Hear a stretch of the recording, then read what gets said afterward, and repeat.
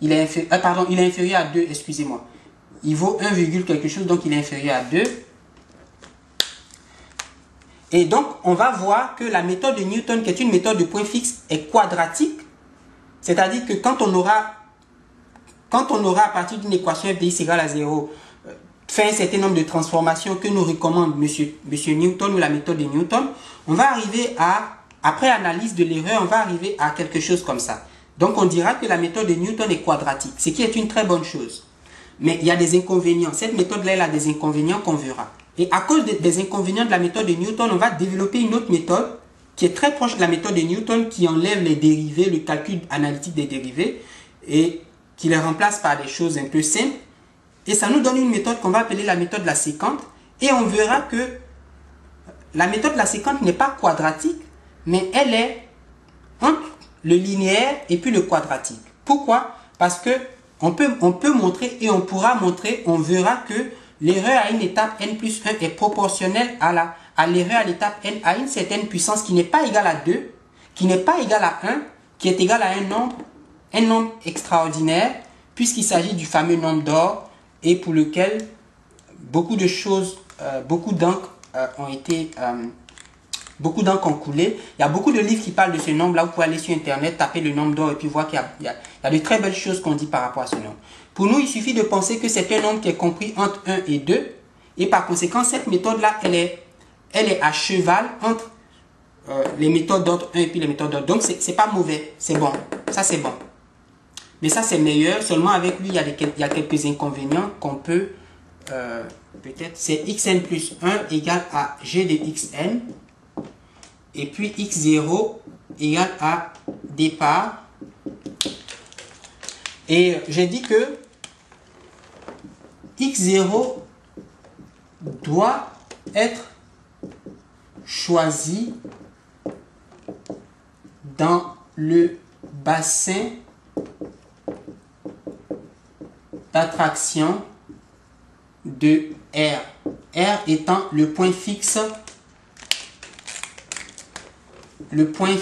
de G. Évidemment, on me dira, mais puisqu'on ne connaît pas R, comment veux-tu qu'on cherche le bassin, comment veux-tu qu'on connaisse le bassin d'attraction de R si on ne connaît même pas R? Et par conséquent, comment veux-tu qu'on choisisse X0? C'est très difficile et souvent on fait un choix comme ça, au hasard. Mais il y a un théorème en mathématiques qui peut nous aider. Il y a certains problèmes, c'est-à-dire il y a certaines... Si par exemple la fonction G vérifie un certain nombre de conditions, alors je vais énoncer un théorème qui va nous donner, qui va nous garantir un intervalle, un champ, un ensemble où on pourra choisir la valeur x0. Puisque cet ensemble-là, on va montrer qu'il est contenu dans le bassin d'attraction de la racine R. Mais pour cela, il faut que la fonction G vérifie un certain nombre de conditions. Je vais essayer de préciser ces conditions. Donc, première condition, G est continu sur un intervalle I égale à AD. Deuxième condition, G est dérivable sur AB. Troisième condition, quel que soit x éléments de AB, G de x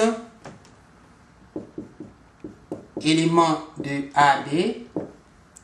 Quatrième condition, quel que soit x élément de AB, valeur absolue de G' de x est strictement inférieure à 1. Si j'ai ça, je dis alors tout point de AB est dans le bassin d'attraction de R. Okay. R, c'est le point qui est invariant par G. Donc, ça veut dire que je peux choisir x0 dans AB. Donc, j'ai une fonction G, je sais qu'elle est continue sur cet intervalle, blablabla, bla, bla, bla, j'ai tout ça. Ça fait beaucoup de conditions quand même, mais qu'est-ce que vous voulez? les mathématiciens ont démontré que, alors si ça c'est vrai, alors on peut montrer que si je choisis x0 dans ça, je suis sûr que x0 est dans le bassin d'attraction de R. Et par conséquent, je peux faire mon algorithme en paix puisque je sais qu'il va converger.